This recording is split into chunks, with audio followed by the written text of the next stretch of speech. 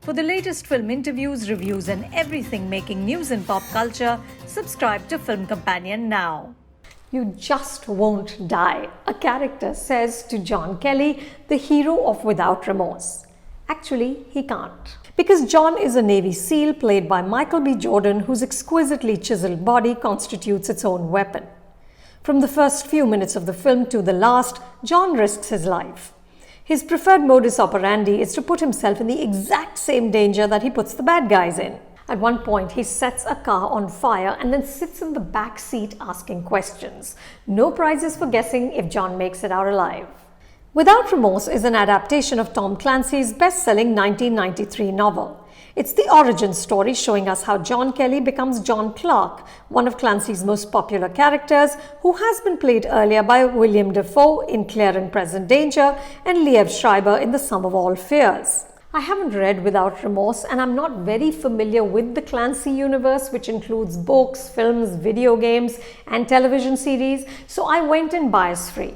The film has been directed by Stefano Sollima, who forged a path with naturalistic but hyper-violent storytelling like the mob television series Gomorrah and Sicario: Day of the Soldado.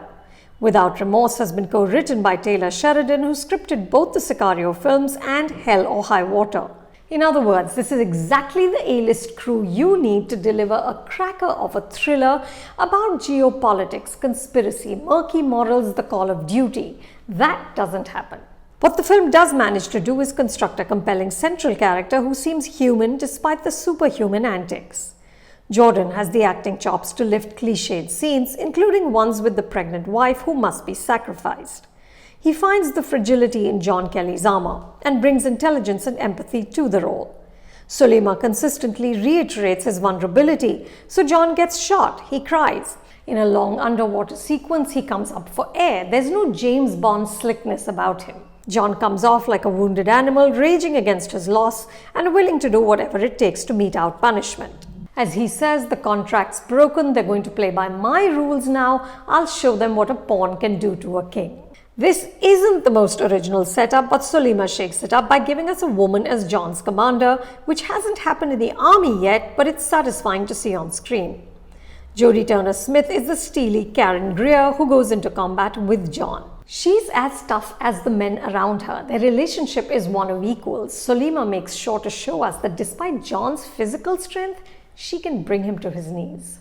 These two sleek fighting machines command the frame while Jamie Bell and Guy Pearce potter around, attempting to fill out their underwritten characters. Pearce is also saddled with the most feeble dialogue in the film. The action is fierce and relentless. Guns, bombs, hand-to-hand, on the ground, underwater, up in the sky. Cars explode, a plane is shot down, buildings are blown up, the body count is high. Impressively, Jordan has performed most of the stunts himself, but Sollima doesn't make it seductive. It's visceral and punishing. We see the dust, grime and impact. Men cough and stagger and die. Which of course doesn't include John Kelly, who remains an indestructible, tragic, avenging angel. The novel was set during the Vietnam War, but the story has been updated to present time. The film attempts to speak to the reality of contemporary polarized America, but the plot is too formulaic and the social commentary too thin to underpin the high-octane thriller with gravitas. What we get then is sleek but standard spectacle anchored by a durable, charismatic hero. John Clark will undoubtedly return and perhaps even cross paths with Jack Ryan, Clancy's other iconic creation. A coda sequence midway through the end credits shows us how that might play out. Clearly, there's a lot to be done. You can see Without Remorse on Amazon Prime Video. For more reviews like this, subscribe to Film Companion and don't forget to check out our website filmcompanion.in and our latest initiative, Front Row, which you can also see on the website.